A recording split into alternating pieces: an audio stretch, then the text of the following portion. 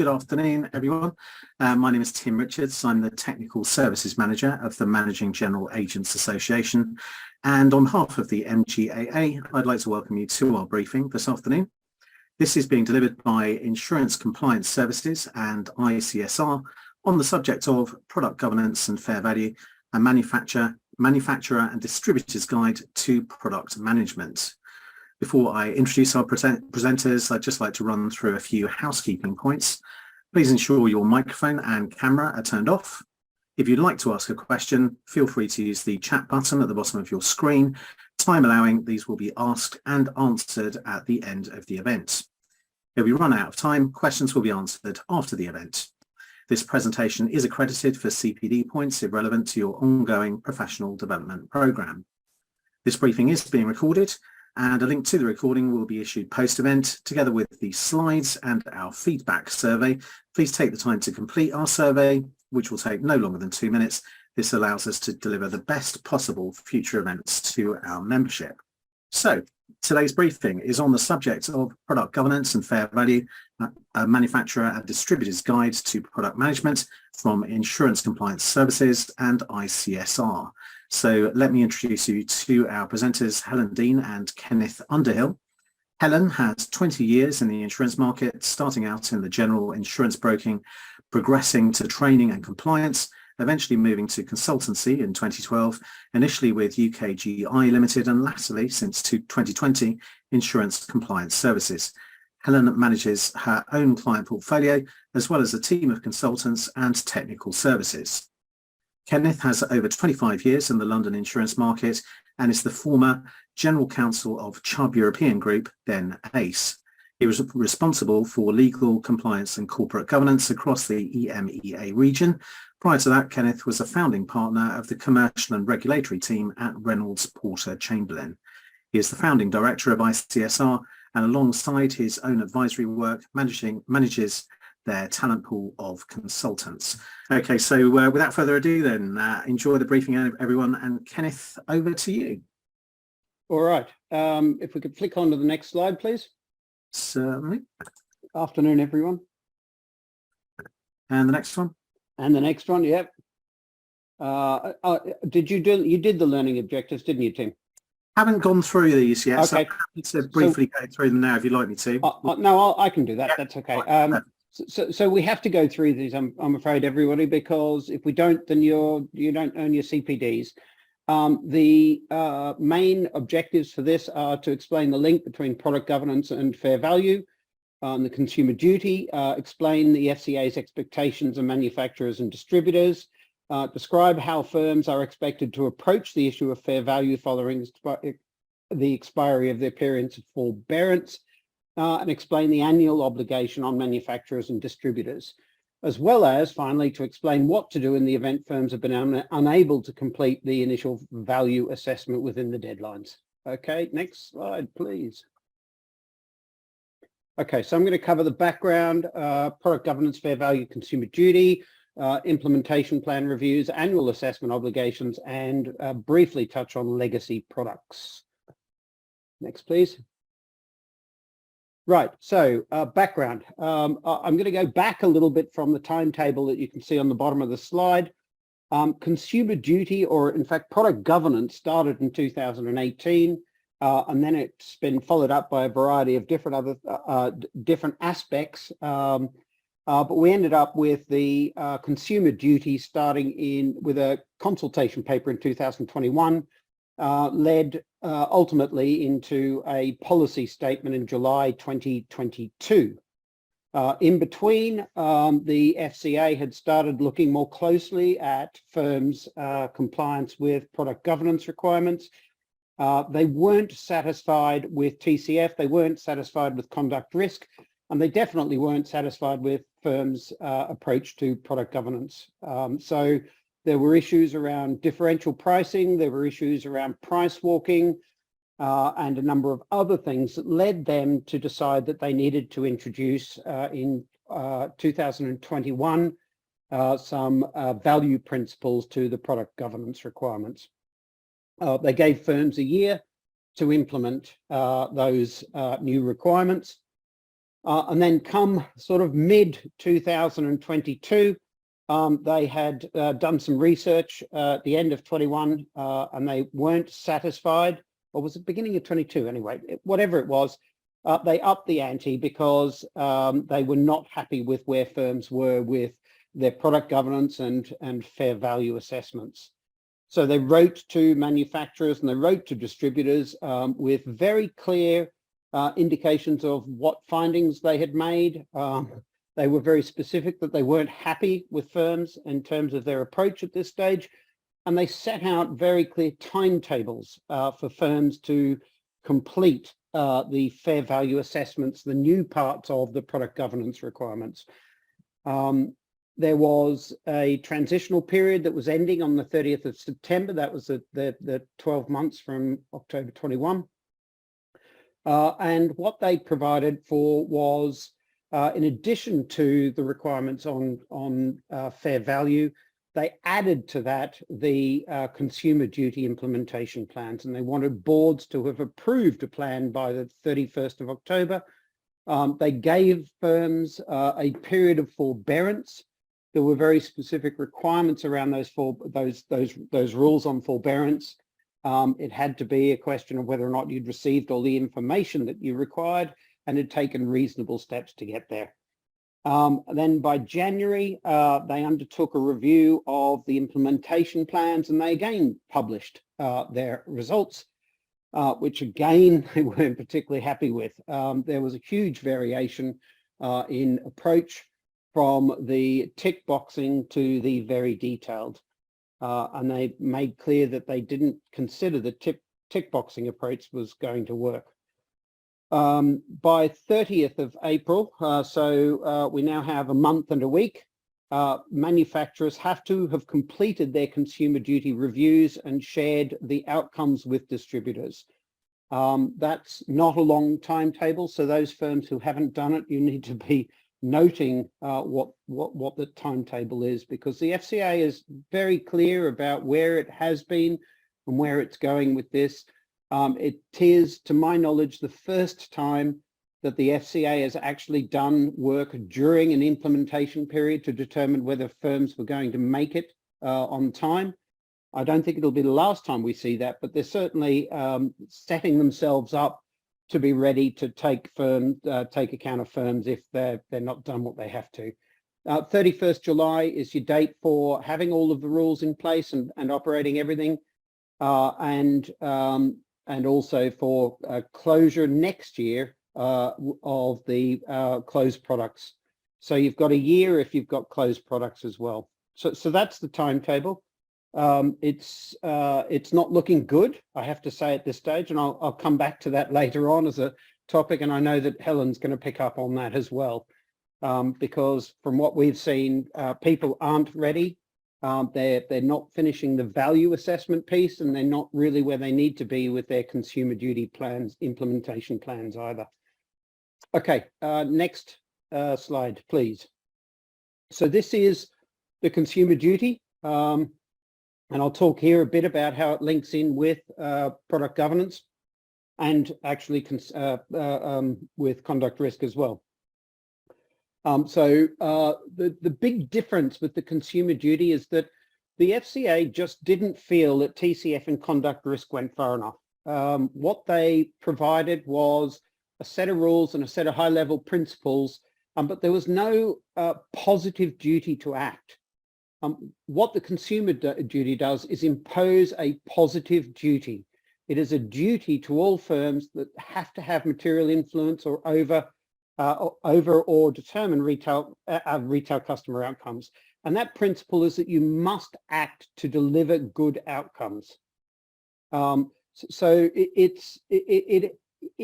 it therefore covers all aspects of the business, and as we'll see, that it's everything from the full sort of life cycle of a product, but it's more than that. That's really the product governance piece. It's also about how you train people, et cetera, and we'll come and look at that more closely. But it is a positive duty to act, and it's a positive duty which has outcomes that you have to be able to prove. So evidence is going to be the most important part of proving compliance with this. There has to be documentary evidence.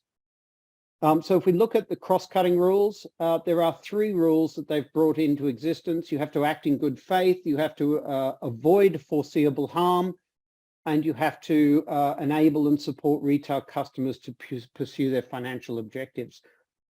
So this level of the consumer duty and the obligations that the FCA are imposing are really conduct related.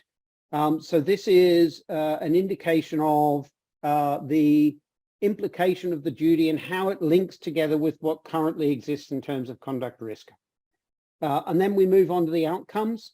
And the outcomes are the part of consumer duty which crosses over and really links very closely with product governance. And what we're getting here is when you combine all of those together, you get to a stage where any tick box exercise that's been undertaken with product governance is just not going to fly.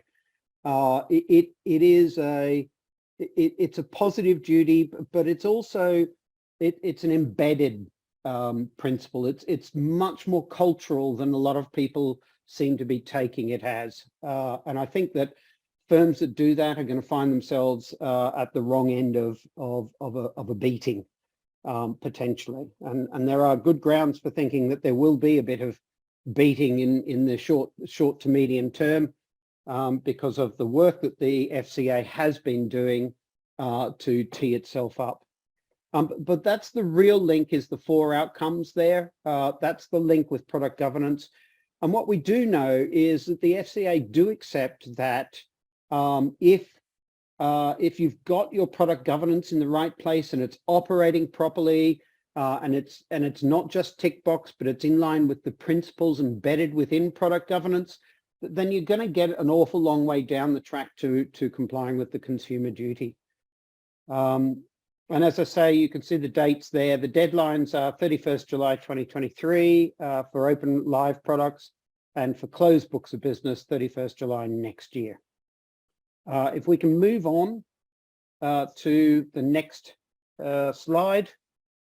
So I really shouldn't need to go through the definition of manufacturer because this has been around since 2018, but it's the firms who either by themselves or together with either as an MGA, together with an insurer, are creating products.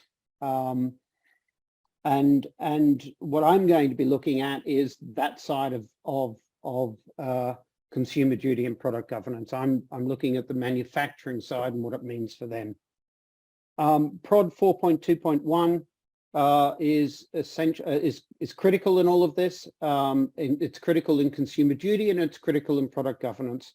You have to maintain and operate a proper process for approval of products and any adaptations. And that process, when it talks about maintaining and operating that process, it's about the whole life cycle of the product. So it's about your testing of the product, your design of the product, you're identifying the target market, you're receiving the MI and the feedback on the performance of the product, and any changes that you then need to make to the product or distribution or anything else related to the product to make sure that the outcome is suitable for the customer. It's definitely not a tick box exercise any longer because of consumer duty. And in actual fact, if you have put a product through a product governance process and the customers still as a result suffer poor outcomes, then I think it's going to be worse for firms, because it won't be a question of whether or not you have simply had a fail of your product approval process. What it will indicate is that there is a cultural issue with the firm. And the FCA is likely to treat a cultural failure much more severely than a failure of process. And they will, if they find a cultural failure, there will be a lot more work to be done to improve the firm, not just its product approval process. So if we could move on, please. So I've already mentioned that this is about an action, taking action to ensure good outcomes for customers. There's a variety of aspects to this. As I said, it's not just about your product governance. It's about the approach from the entire firm. So you need to have a consumer champion. That consumer champion is going to have to be able to evidence that they actually are having an impact on and ensuring that the firm is doing what it should do.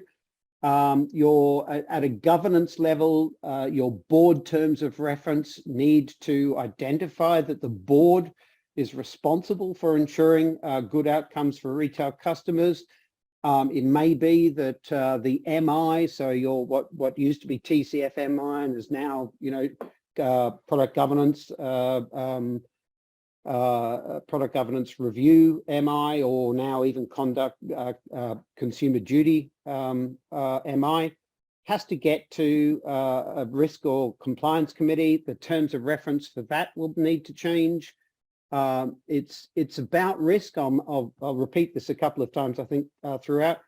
But you know, your risk function, it needs to identify consumer duty on its risk register. It needs to have identified consumer duty on its annual planning process for assessments, and it needs to undertake assessments of the risk to consumers from the firm's conduct. And that, you know, that's a step beyond perhaps having the compliance department occasionally, well, not occasionally, but attend the product governance committee.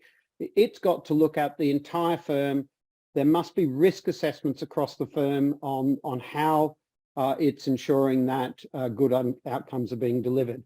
And on top of that, still at that governance level, you would expect that a firm will have its internal audit department, or if they have outsourced internal audit, their external internal auditors, to have in their plan an assessment of consumer duty compliance, and therefore undertake audits with a view to ensuring that they are looking at aspects of the business from the angle of consumer duty. Again, that's not the end of it. Your HR function is going to need to make sure that its policies and procedures are updated, the code of conduct is updated. You may want to look at your employment contracts to ensure that you are providing your employees with the right level of requirements. Your remuneration arrangements need to be looked at to make sure that you aren't incentivizing customers. In an actual fact, there is an argument, sorry, not customers, employees.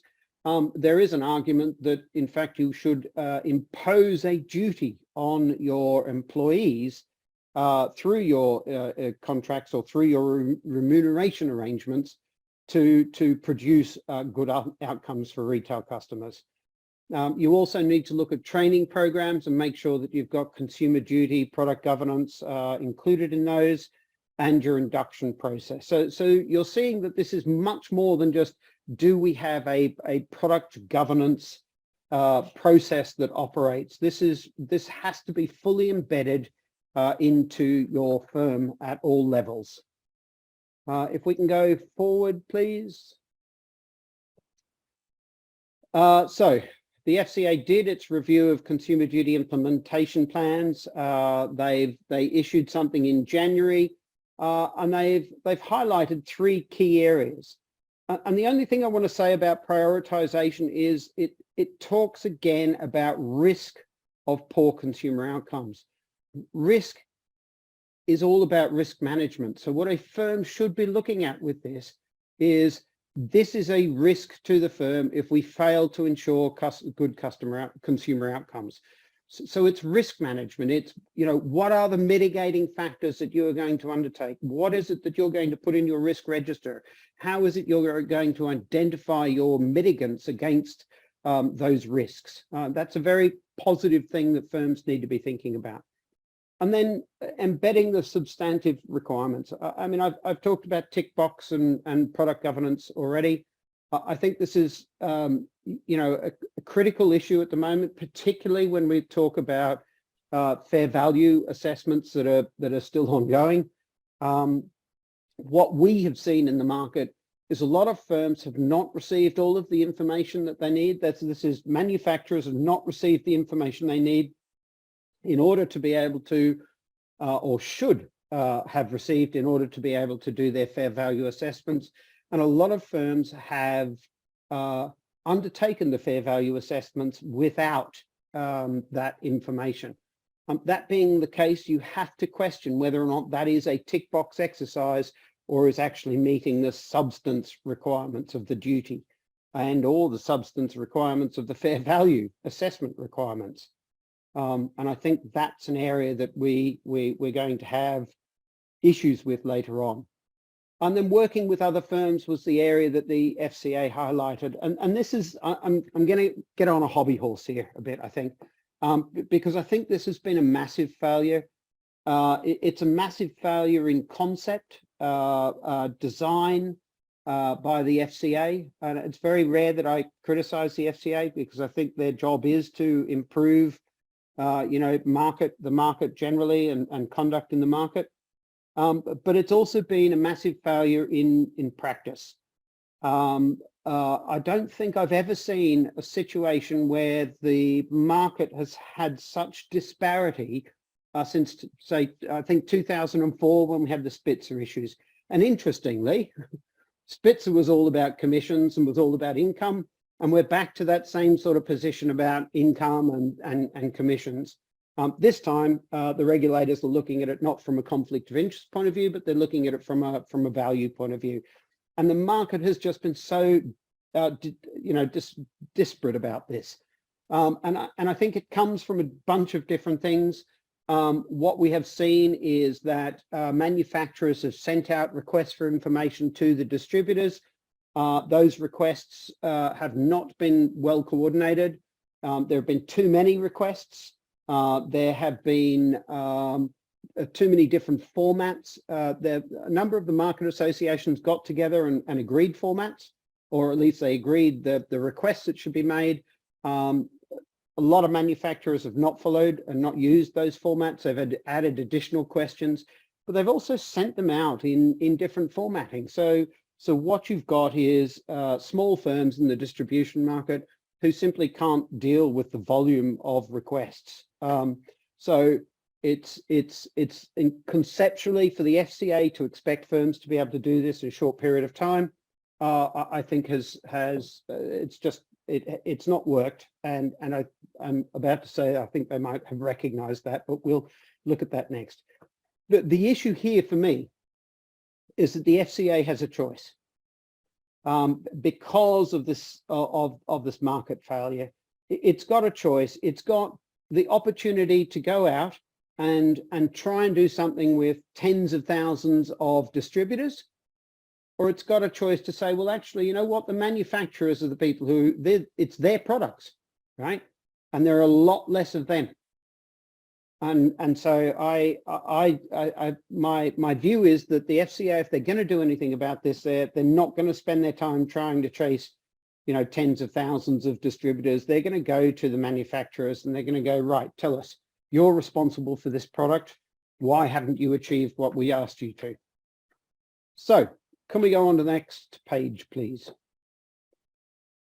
Okay, so yeah, interesting comment there by Sheldon. I've got a lot of respect for Mr. Mills, and I do, and I've said before, you know, I think the FCA has a job of raising standards in the market, and I do think that they've got it wrong. But the quote here, after the deadline, we'll take a pragmatic and proportionate approach.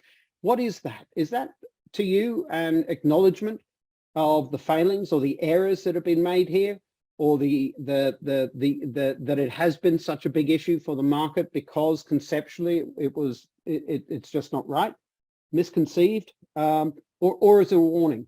I don't know. I mean, it's not normally termed in that sort of language. If the FCA wants to give firms a warning, it won't be saying we're going to be pragmatic and proportionate. or help those who are taking their final steps. What it doesn't say, of course, is what they're going to do with the firms who aren't taking their final steps. But it is, you know, it's not been a good exercise, the value assessments. It's not linked in fully at this stage to consumer duty. The projects, everybody's implementation plans, a lot of those have been criticised and are not of the quality they want. So you know, but I do think the FCA could have given people more time. I think they've got too much on at the same time to be doing consumer duty while the value assessment work is still outstanding. There's a lot of compliance functions that just don't have the resources. The FCA's expectations have been impractical, and I don't think they've given enough sufficient guidance and support. I think it could have been done a lot better. I know they like to work on high principles, but with something that is so such a market-wide issue, I think they really needed to do a better job here. Annual assessment obligation. Can we flick on, please? So the issue ultimately, when firms have got to the right place, they are also going to have to do an assessment annually of whether or not the firm is delivering good outcomes, and that, I think, is quite a piece of work, really, because of how embedded in all levels and all parts of the firm consumer duty is going to be. Yes, a large part of it is product governance, but there is also that conduct element that has to be looked at. And I think that firms should be thinking about what approach they want to take here. I think you've got two choices, and I think but overriding that is the question of who does it, who does this assessment, who provides the report.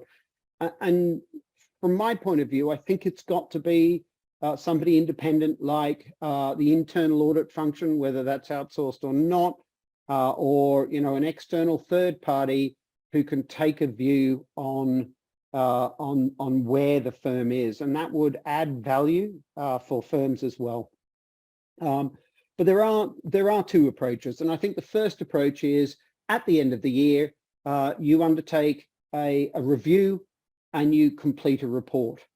That means a lot of work and in a very short period of time, usually. And I'm not sure that is the most effective way to do this.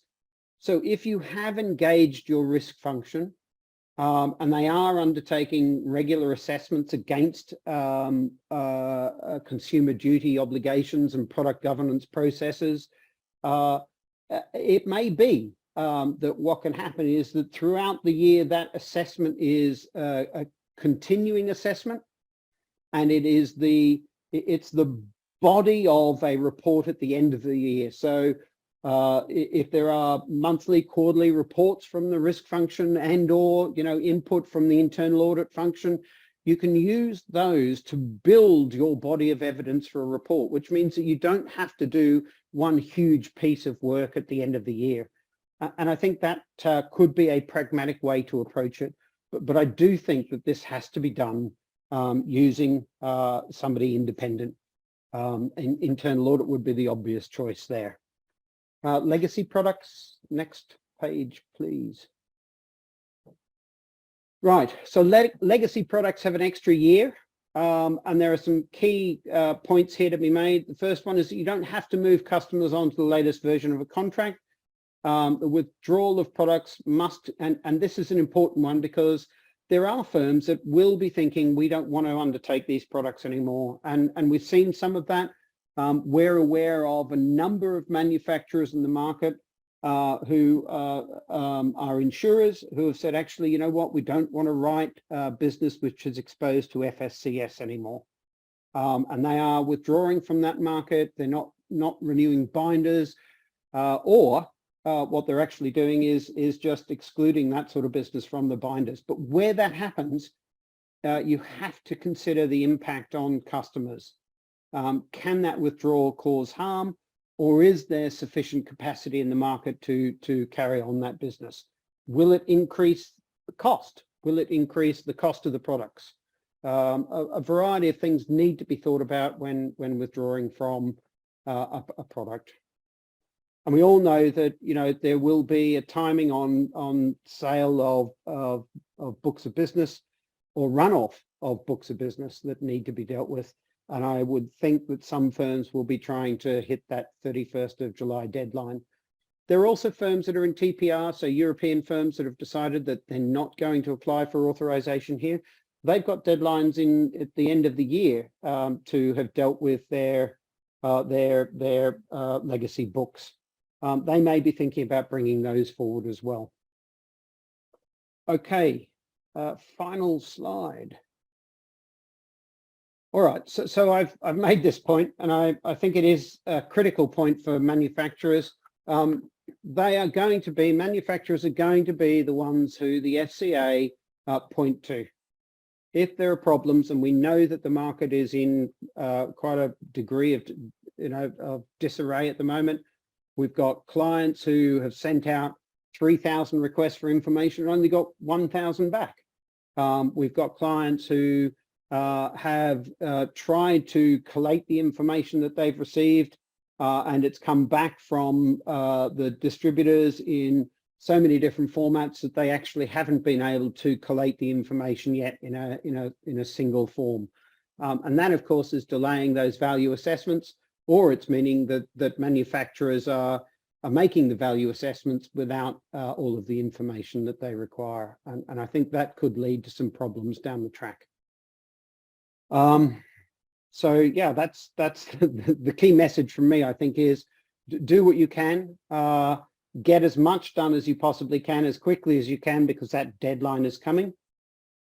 And work with your distributors as well as you possibly can, but recognize that a lot of those distributors are under a great deal of stress, because in many cases they're much smaller than you might be. And with that, I'm going to pass over to Helen. You can. Thank you. This sort of kind of the second half of this session, sort of as outlined, is sort of focusing kind of on the distributor's perspective. So kind of during the session, I'll sort of kind of reframe the distributor's definition, link with Prod 4, sort of reflect on FCA expectations, and they're kind of sort of touching on the broader feedback of the implementation plans, focus on the importance of management information and MI, kind of as Ken said in his session, sort of, yes, the four customer outcomes are really kind of the pillars of the consumer duty, but really sort of that evidential piece, the cultural and the evidential piece are sort of kind of really fundamental aspects of the consumer duty, and I'll touch upon that. And then at the end, sort of I'll focus on the ICF conclusion and sort of kind of priority focus. So just a recap on the next slide in terms of the definition of distributors. And essentially, as it says here, a firm which advises on or proposes contracts of insurance, which it does not kind of manufacture, is what that is in essence. As moving on to the next slide, sort of as sort of Ken outlined, the FCA sort of have been clear that where firms, manufacturers and distributors are sort of compliant with Prod 4, then in all intents purposes, in terms of the price and value and product and service outcomes for the consumer duty, then firms are a long way there in meeting that requirement. They've alluded to that in various communications, but they were sort of very clear in the DSCO letter that was issued to the GI sector in February in relation to that. So with the distributor hat on then, what are the obligations sort of kind of under Prod 4, and this slide really kind of summarises that. It's to obtain, ensure that the distributors obtain sufficient adequate and reliable information from the manufacturer about the products to ensure that they will be distributed in accordance with the characteristics, objectives and needs of the target market. So that is providing, sort of obtaining information about the target market, any groups of customers for whom the insurance product is not expected to provide fair value, whether the remuneration received and the value of that remuneration has an impact and undermines the fair value, any potential for detriment to undermine the kind of the value if the product is sold as part of a package, and also to consider any additional products sold alongside the insurance, such as premium finance. And it's important to note here as well that the consumer duty is applicable across all of the financial services sector, and therefore, even though under PROD it was important to consider the impact of ancillary products such as retail premium finance, don't forget that retail premium finance itself as a consumer credit product is captured in its own right now as part of the consumer duty, and therefore that should very much be given the appropriate focus in terms of firms' consumer duty implementation plans and the wider project. Moving on to the next slide. In terms of the broader requirements then for distributors, it's important as a distributor to take reasonable steps to obtain information from the manufacturer.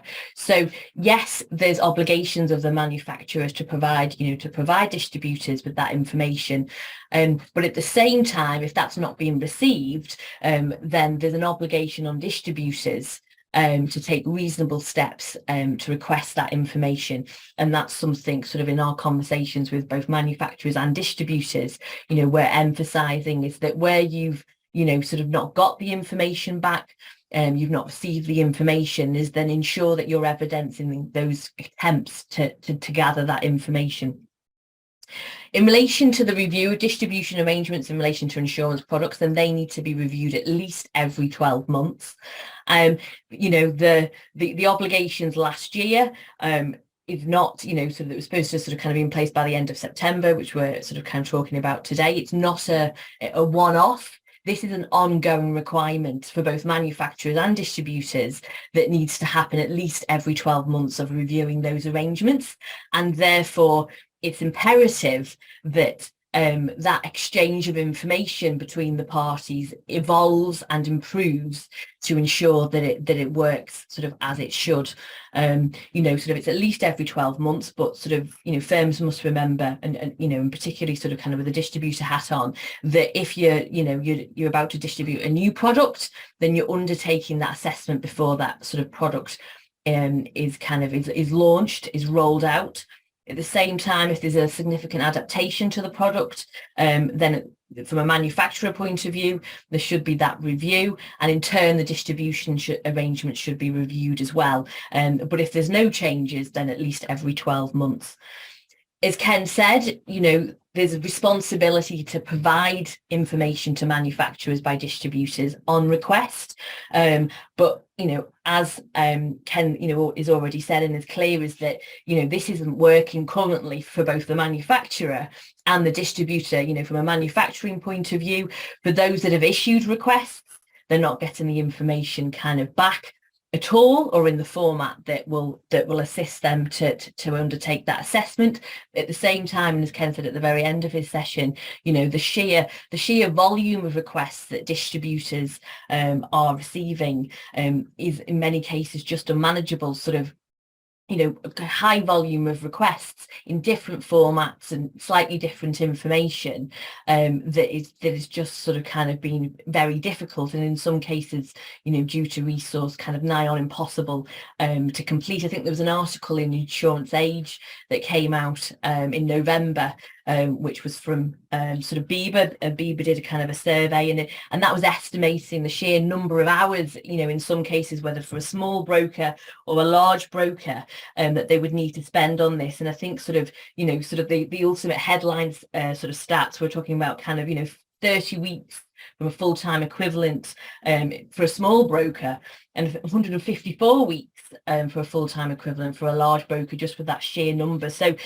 this process of exchanging information has to get better. It's imperative that it gets better. And where issues are identified, then it is very important that action is taken, and I'll come on to this in a little bit more detail sort of during the next slides, but this links back to the evidential piece, both in terms of, for the consumer duty is demonstrating that you are achieving, how do you demonstrate that you are achieving the right outcomes for customers in relation to the price and value and product and service, and the wider customer outcomes in terms of customer understanding and customer support. How do you evidence that? What information do you have? What MI do you have? What reporting? And at the same time, is that information and is that MI and reporting highlighting to you where things perhaps aren't quite going to plan, and the distribution, sort of for the distributors, that distribution isn't working as it should, and then is action being taken? And again, can you demonstrate that that appropriate action is being taken?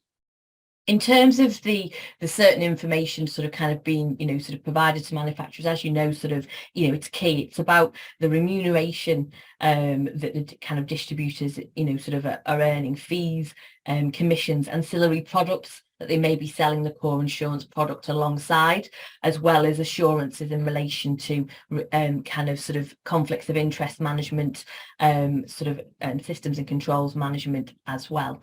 And this will be an ongoing requirement. Moving on to the next slide, then at the start of Ken's session, he sort of referenced the July 2022 letters where, at this stage the FCA was sort of, it was dawning on them that the end of September deadline was kind of looming imminently, and was going to be sort of kind of crashed through in terms of kind of sort of compliance.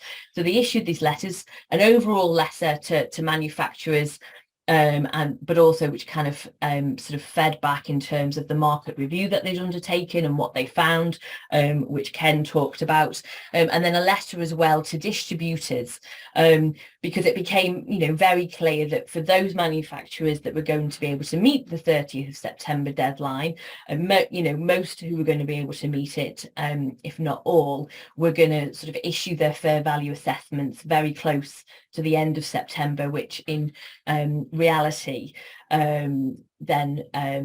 which in reality was not going to allow distributors time to undertake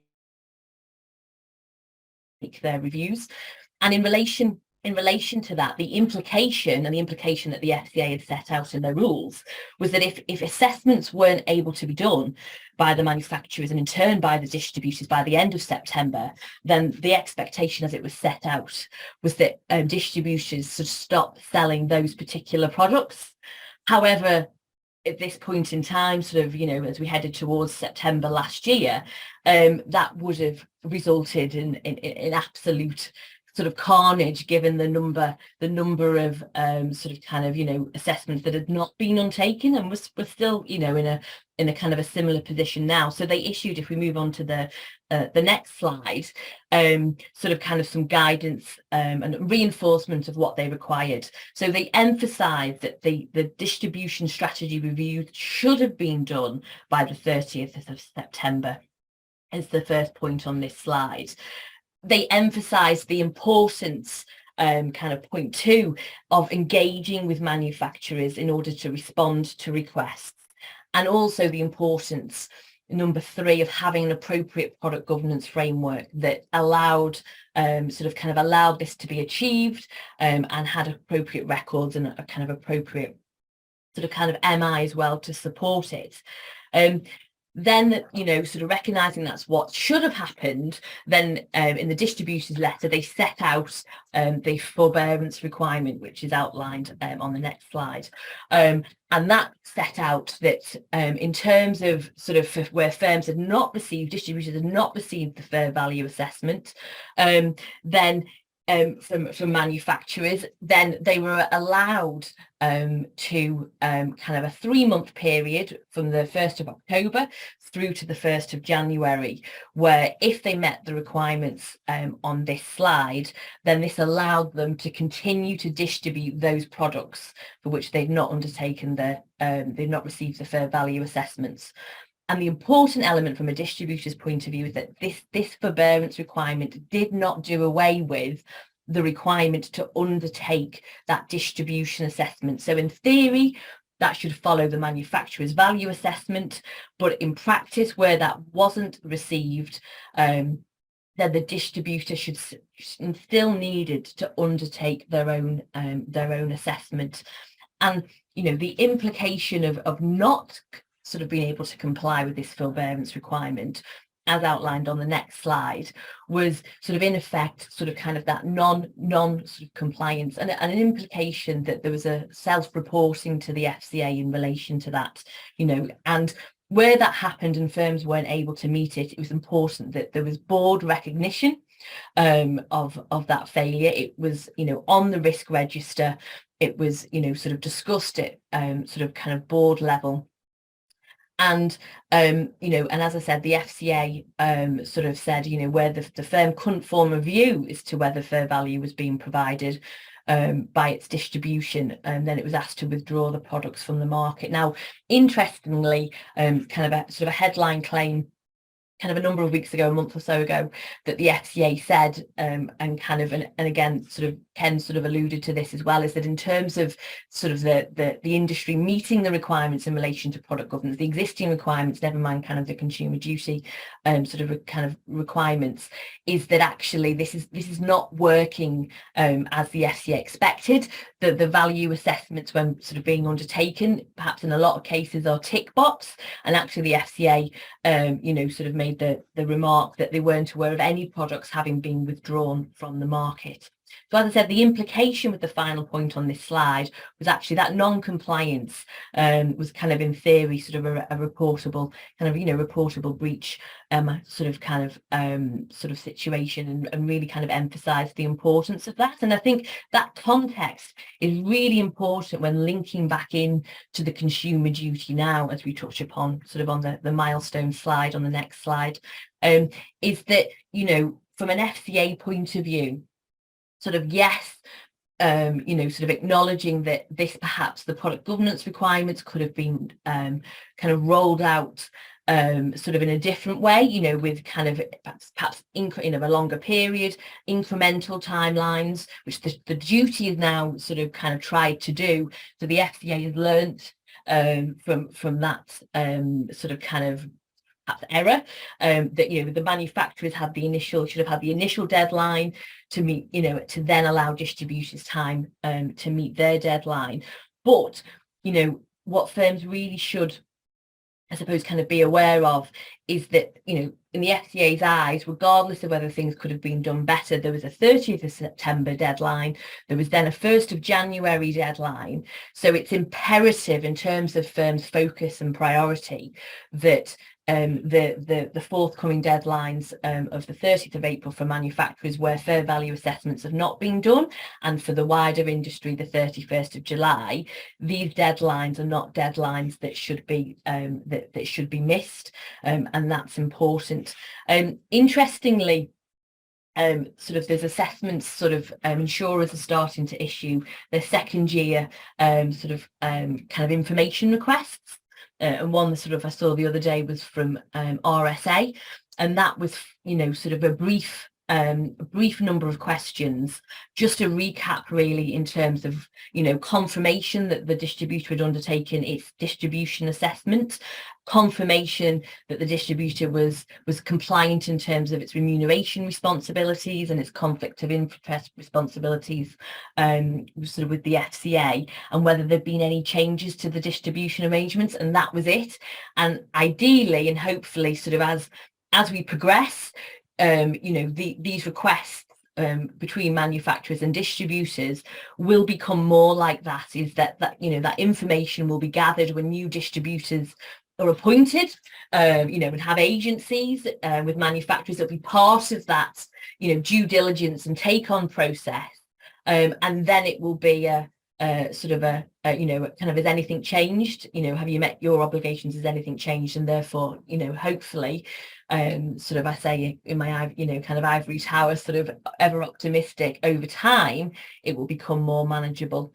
But at the moment, certainly it isn't. And moving on to the next slide, in terms of the key areas of FCA focus, Ken, sort of, it's fine for you to just sort of click through those and they come up on the slide and I'll talk around them. But sort of Ken talks about the effective prioritisation, embedding the substantive requirements, and really the key, which is kind of a sort of a thread throughout both of our sessions, is working with other firms in the chain and that cooperation and engagement.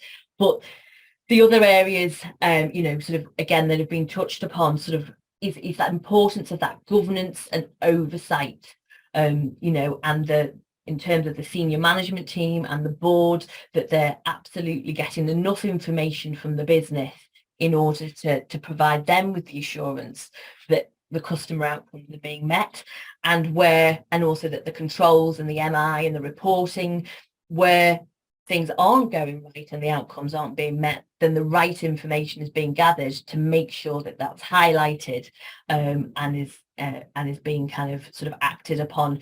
And that's something that, in terms of industry commentary, it sort of comes sort of through loud, kind of loud and clear, is that in terms of the management information, there is no point reporting reams and reams and gathering reams and reams of information. The key as well is what happens with that information, that it's being gathered, but it's being analysed. It's, in terms of learnings from that, were required in terms of identifying of issues and then taking action and developing that kind of sort of monitoring loop, and ongoing sort of active monitoring is the sort of the term that's used, is absolutely kind of paramount to this. So, and sort of culture, the culture aspect is key. Is yes, the tone from the top in terms of the board, absolutely buying into the consumer duty, and as part of that, the two outcomes relating to product governance, and absolutely then setting that kind of tone for the wider business. But in doing so, then in terms of that cultural change, the consumer duty and the implementation of it really needs to be driven and being embedded utterly within the business. And ideally, once the controls have been implemented, is to be moved away from sort of being a compliance agenda item, a compliance item, and simply it's in the culture and the values and the ethos of the business, at all levels, and is, it's just part and parcel of what the firm does. That's what the FCA is kind of ultimately trying to achieve. And sort of claims, sort of the where the consumer duty is useful in terms of insurance, it's already got the product governance requirements, is that additional guidance, additional sort of kind of views on what the FCA are thinking about in terms of FCA developments. It's the supporting information over and above the rules that actually gives you kind of the sort of good insight into where the FCA is at. And the FCA is issuing a lot of information, is engaging with firms.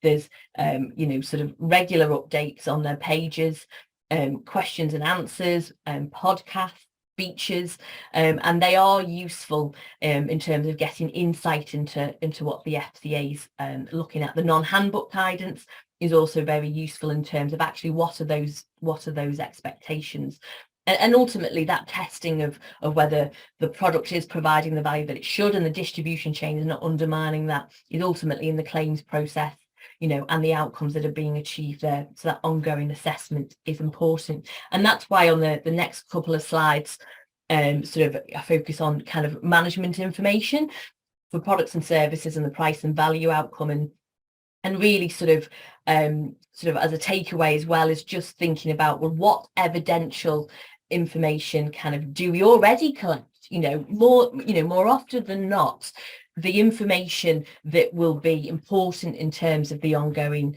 sort of compliance with consumer duty and the evidence of that will be existing management information that you gather. You may gather it for different purposes, but it's about really pulling that together and sort of, and as Ken said, is yes, the annual requirement for the board to assess whether it's been successful in meeting and achieving appropriate customer outcomes, but actually in order to do that, rather than that being an annual, sort of an annual big report, an annual kind of sort of headache throughout the year, this kind of ongoing monitoring and assessment, but also reporting, whether that's kind of an interim reports on a quarterly basis, really should happen. So when you get to that formal end of year point, then one, there's no surprises, and two, the board have that comfort that they've achieved those outcomes, and where issues have been highlighted during the year, then they've been acted upon. And on sort of this slide and the next slide is examples of kind of management information, not exhaustive by any stretch of the imagination, but kind of firms and distributors can think about having and holding and reporting on, which at the end of the day also really kind of substantiates and supports the value assessments and the distribution assessments that are being undertaken. So it's not just a kind of a tick box. There's sort of information sat underneath that essentially is supporting what's been sort of produced in that distribution assessment. So moving on to the final slide, kind of for me, before Tim recaps on the learning outcomes. In terms of priorities for the consumer duty, then if there's outstanding work that needs to be undertaken in relation to the kind of the product distribution reviews and assessments, then that absolutely has to be a priority in terms of the consumer duty kind of implementation, in order to meet these kind of deadlines. It's then for distributors and manufacturers to to try and work sort of more cooperatively together to make this manageable for distributors, so it can actually be achieved and and responded to, in terms of requests, but also is allowing the manufacturers to gather the information that's needed, and that's not something that's going to happen overnight. It's a extremely big beast, and sort of that needs to be managed, but it's something that it's imperative that there's focus on that to make this more manageable and to to work. Review of the product governance framework, monitoring an MI is crucial and fundamental for this, from this evidential piece, and this assessment as to whether the right outcomes are being achieved. Ensure that in terms of the work that's being done, both in terms of the assessments, the product governance assessments, but also the consumer duty project, ensure that there's kind of robust rationale and records of actions being taken, in terms of the implementation of the consumer duty project.